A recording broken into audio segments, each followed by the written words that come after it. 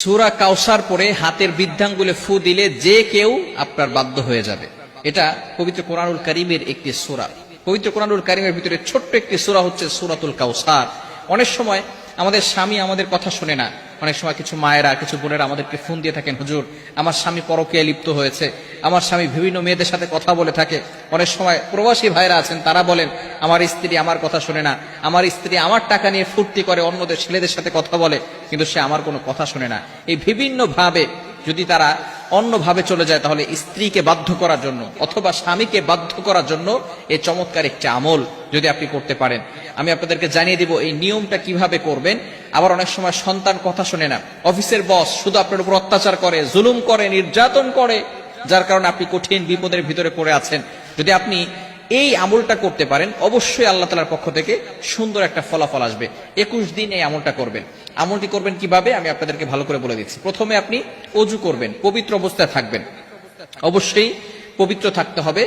এরপর আপনি ফজরের নামাজের পরে অবশ্যই ফজরের নামাজ পড়বেন, কারণ ফজরের ভিতরে বরকত রয়েছে। ফজরের নামাজ পড়ে আপনি পবিত্র হয়ে ওই নামাজের স্থানে যদি আপনি পড়তে পারেন আলহামদুলিল্লাহ ভালো।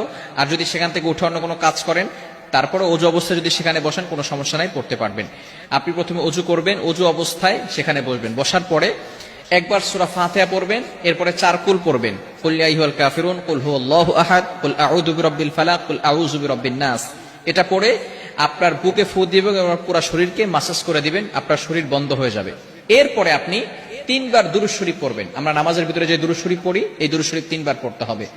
এই দুরূদ শরীফ 3 বার বলার পরে এরপর আপনি আউযু বিল্লাহ বিসমিল্লাহ সহকারে সূরা কাউসার পড়বেন 21 বার। কতবার?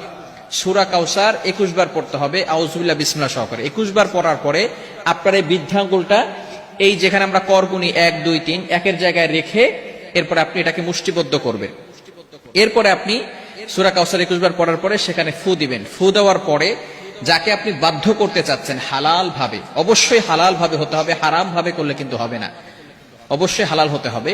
যাকে আপনি বাধ্য করতে চাচ্ছেন তার নাম 7 বার পড়বেন এবং তার পিতামাতার নাম 1 বার পড়বেন, এবং আপনি মনে মনে চিন্তা করবেন যে আমি তাকে হালাল ভাবে বাধ্য করতে চাচ্ছি এবং কোরআনিক ভাবে তাকে বাধ্য করতে চাচ্ছি। এরপরে এভাবে অনেক সময় ধরে রেখে, কিছু সময় ধরে রেখে আপনি আবারও 3 বার দুরূদ শরীফ পড়বেন, তারপরে হাতটাকে ছেড়ে দিবেন। এরপরে আপনি আল্লাহ তাআলার কাছে দোয়া করবেন। এই আমল যদি আপনি করতে পারেন ইনশাআল্লাহ 21 দিন টানা আমল যদি করতে পারেন, অবশ্যই আল্লাহ তাআলার পক্ষ থেকে ভালো একটা ফলাফল আসবে। তবে এটা হালাল ভাবে করতে হবে, ইয়াকিনের সাথে করতে হবে। যদি কারো ইয়াকিন না থাকে, কোরআনের প্রতি যদি কারো বিশ্বাস না থাকে, তাহলে কিন্তু কঠিন মুসিবতের ভিতরে পড়ে যাবেন। ইয়াকিন থাকতে হবে কোরআনের প্রতি এবং আল্লাহর প্রতি, যে আল্লাহ তাআলা অবশ্যই আমাকে এই কোরআনের মাধ্যমে সাহায্য করবেন।